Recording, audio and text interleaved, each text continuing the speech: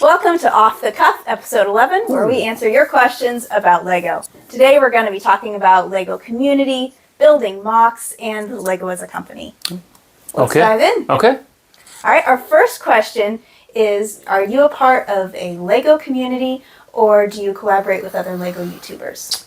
So the answer to both of those questions is unfortunately a no. Now, we do have I think it's called a LUG, a Lego user group in Northeast Ohio. I reached out to them a couple of years ago, I think it was like right before COVID, and inquired about, when do they meet, how do they get together, and I never heard anything back from them. So I don't know if they're still in existence or if they are kind of sporadically doing things and I just caught them at a bad time, or maybe they just didn't like me. I don't know. So that I'm not a part of that, although I did want to be. Collaborating with other YouTubers, we have done a live interview with Brick Artemis. If you haven't checked out his channel, you can go ahead and do so. He focuses on Lego as well as Hot Toys, and he's a great guy, and we've not collaborated in terms of building, but certainly collaborated in terms of the channel and getting together with him on his channel. So that's the only collab we've done so far. If you are a Lego YouTuber and you're interested in doing some sort of a collab, definitely reach out to us because it's certainly something we could try to do. It's obviously going to be different depending on where you live and what kind of things we could collab on, but some ideas could include doing like modular rankings or discussing trends in Lego sets, or maybe even doing some sort of build together where we each build sections of a MOC and put them together at some point in time. So a lot of opportunities exist. So if you're interested, hit us up. Thanks for that smooth transition into our second question that you didn't even know about. I genuinely, I do not know. We are going to be talking about MOCs in the next couple of questions. Okay. Remember, if you have a question, please leave it in the comments below. So our next question is from Summer Nestor, and she wants to know if you have any MOC suggestions for her, as she recently took apart a bunch of recent Hogwarts sets. Oh, well, I have to say I love building in the color of tan. I think it's a great color whether you want to build castle stuff. There's some really old castles that actually use a lot of tan materials when they were built, and so you could actually make them somewhat historically accurate by doing that. And you don't have to do large builds, by the way. You can do some small builds with that. So maybe some vignettes that would be kind of stone oriented or that tan oriented. I think modular buildings also use a lot of tan because it's a great color. It complements a lot of other colors. It can be a main color like in the modular police station. It could also be an accent color like in the modular greengrocer. So depending on what colors you have in your collection, you could either use tan as the main color or an accent color. Given that you have quite a bit of Hogwarts stuff that you're taking apart, and you've got probably a lot of tan bricks and arches and things like that, I might recommend to try a couple of different levels of builds in terms of size. So one could be a small, like maybe an 8x8 vignette, where you incorporate some tan and then maybe some accent colors from your other collection. 8x8 plates are pretty common now, so you should be able to find one of those in your collection, maybe from one of those Hogwarts sets, and go from there. You can make it kind of 1 or 2 levels tall. You can do a little scenery. Another one could be kind of a 16x16 creation, and then maybe even a 32x32, depending on what your style is. And of course, there are plenty of ways you can go with the MOC, whether you do a landscape-based MOC, maybe a building, maybe a vehicle-based MOC, although taking apart Hogwarts suggests that you've got bricks for buildings, which is my favorite MOC to make. But, you might have different wagon materials or things like that, depending on other sets that you have, maybe either vehicles and spaceships or whatever. So try different levels, as well as maybe some different accent colors with tan to see what you like, as well as what might work well in future larger MOCs if you want to go that route. Yeah, because you're taking apart building structures, a building will lend itself pretty well. Really, any building that has kind of a stone as its main material, whether that would be a church or a temple or a museum, downtown shops even might be made out of stone, or even a house. So you've got a lot of options. Yeah, and a lot of other themes like city, even Star Wars, use a lot of tan and gray combinations. And so that's what Hogwarts has a lot of as well. So there are a lot of different themes you might be able to cross-contaminate, if you will. Or cross-populate, or whatever it is you want to do.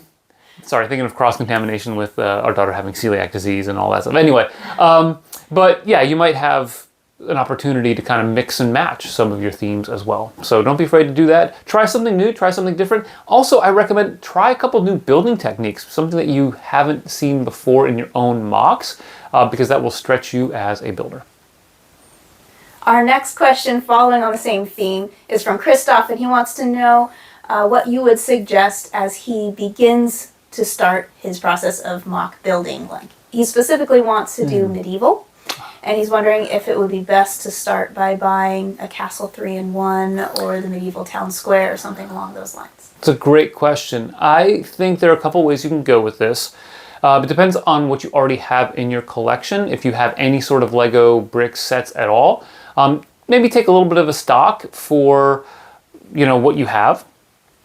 The second thing I would say is think about what style you want to build in. So there are a lot of different styles of castles. So a couple of years ago, Lego did release the Creator 3-in-1 castle, primarily a lot of dark bluish gray pieces.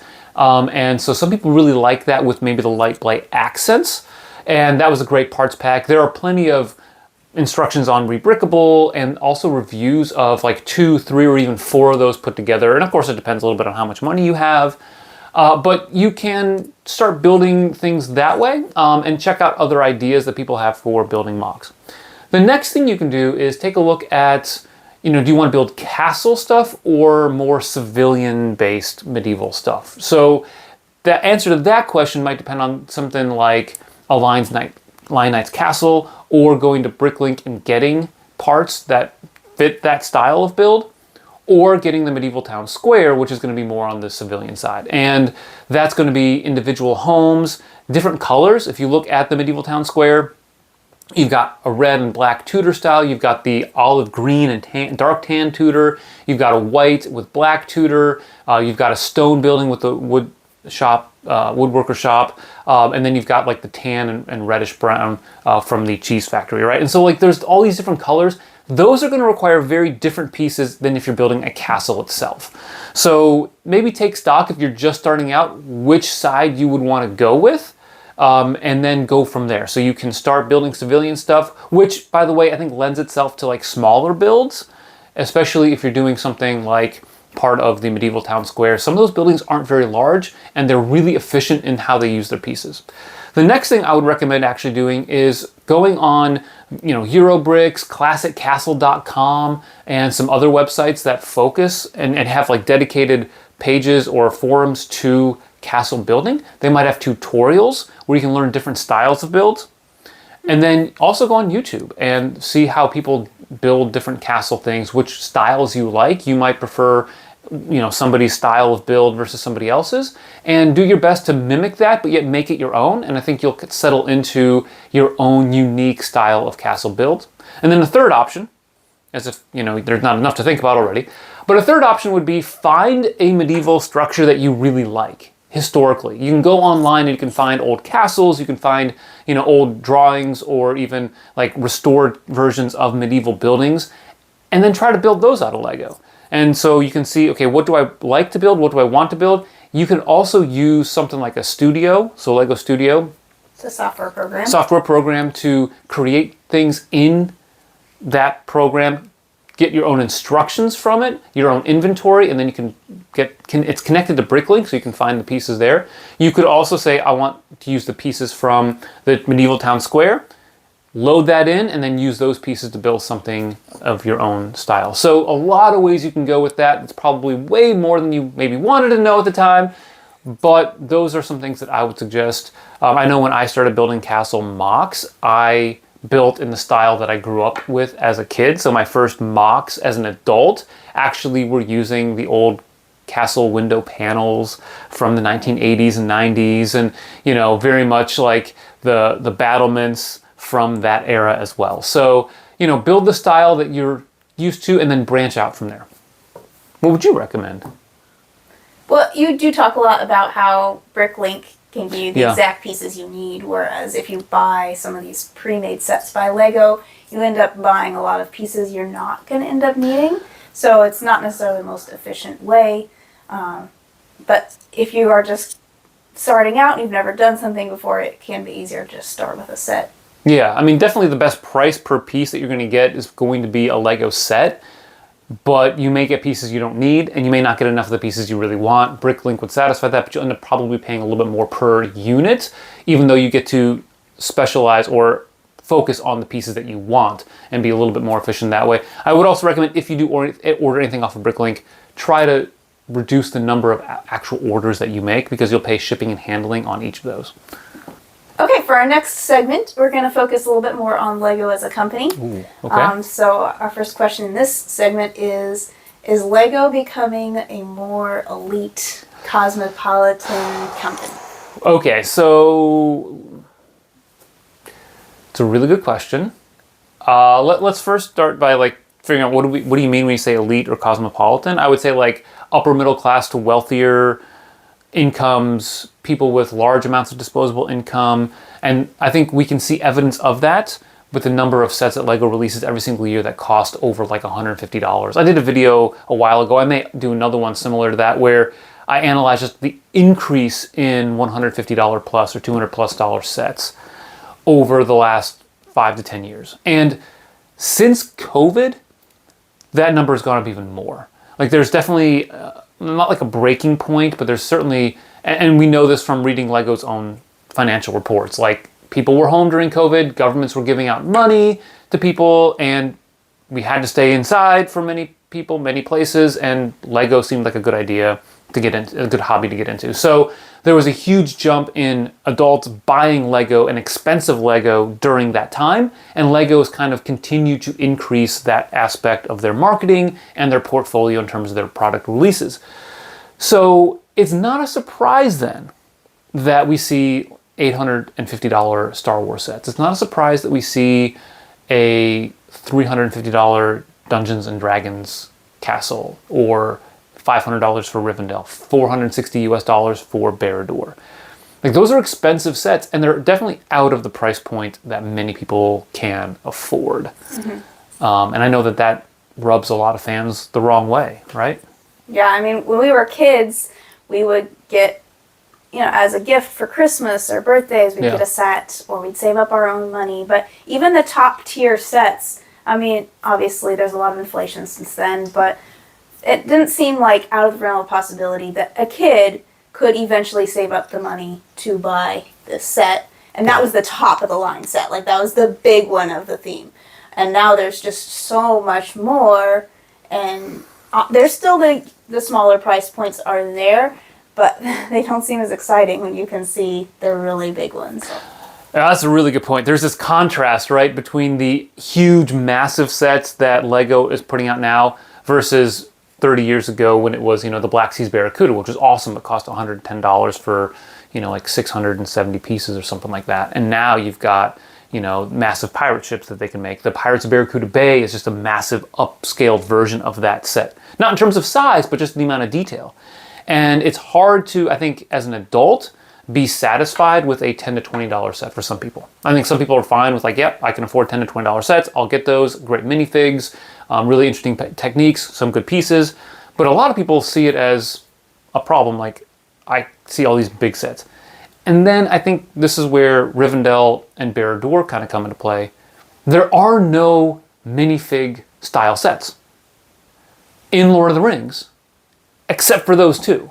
And that prices a lot of people. Like, if you love Star Wars, but you can't get $850 Millennium Falcon, you could save up $150, $160 and get one. Or the AT-AT, they release those on a more affordable scale from time to time, like every 2 to 3 years. And in fact, I think this summer they're doing like a dark Millennium Falcon, so it's like a black version of it. Anyway, there's nothing like that for Lord of the Rings. So if you're a Lord of the Rings fan, you have $20 brickheads or like $500 minifig scale sets. And I don't know. Do you see a problem with that? So, I mean, it's always great to have more options. Yeah. I mean, I think as humans, we want the freedom to be able to choose. So it's kind of nice. But at the same time, it does kind of make us jaded towards those smaller sets that are more affordable, which makes it feel, even though they probably still have lots of good options at the price point where it is affordable for the majority of families in America, there's also that tendency in our human brains to compare what we have to what somebody else has. So while it does still cater to that group technically, it does make it harder to stay in that lower budget. And I would also add that social media and even YouTube itself can distort that in people's minds. Whether you're a kid and you're watching haul videos where somebody goes out and spends $1,000 plus on one day on Lego, and then you can watch a bunch of YouTubers or people on TikTok or Instagram do the same thing. Or you can go on Facebook, you can follow your favorite Lego accounts, and you can just see the amount of Lego that people have, and it's really easy to compare yourself to them and feel like, wow, I have nothing, or, I wish I could be them. And I would say, be content with what you have. I think Lego is, by and large, a luxury item. It's becoming more and more of that, especially for adult fans. But don't feel like you have to compare yourself to your favorite YouTubers or social media influencers or people like that. Like, we don't like to do haul videos anymore just because I don't want to promote that kind of thinking. So like when we go to the store, like you're probably not going to see it unless it's like a very small clip and a very larger video on a MOC. It's like, oh, we went to the Lego store and we got these pieces. And that's the only mention you'll see of us going to the Lego store. So I don't know if that really does any good, but yeah, I don't know. A really good question, and something I've been thinking about actually a little bit in the last couple of weeks since Bear came out. Final question. Okay. What are the chances that Lego will put out another Lord of the Rings themed set? Is there a time frame with that question, or is it just in general? Just in general, 100% chance. You're going to get more Lord of the Rings. The question in my mind is, what is that going to look like? I think, so I went on actually Lego.com yesterday because I was looking to see if they had some sets in our local store. And what I saw was that both Bear-Door, unsurprisingly, back order, and Rivendell on back order. And that, not shocking, but it's been out for over a year. To see it on back order tells me that Lego has found a market that people are able, they're tapping into it. And people are buying those sets, and that's going to incentivize Lego to come out with more Lord of the Rings sets. To me, the question then is, what form does it take? I think you're going to see, at the very minimum, another large Lord of the Rings set next year.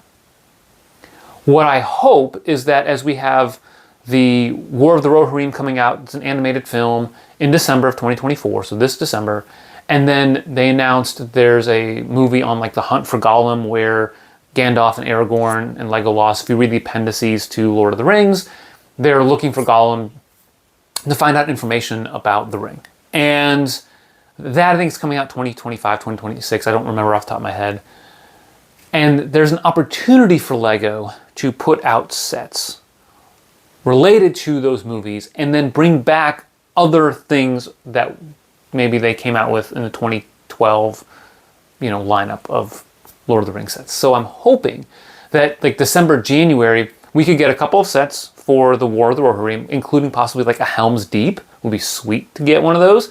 And maybe some smaller sets linked to the Lord of the Rings and maybe even the Hobbit. So you think there could actually be a small Lord of the Rings line? I think there could be. Similar to Indiana Jones, right? Indiana Jones came out and they put out a few sets related to the old Indiana Jones movies.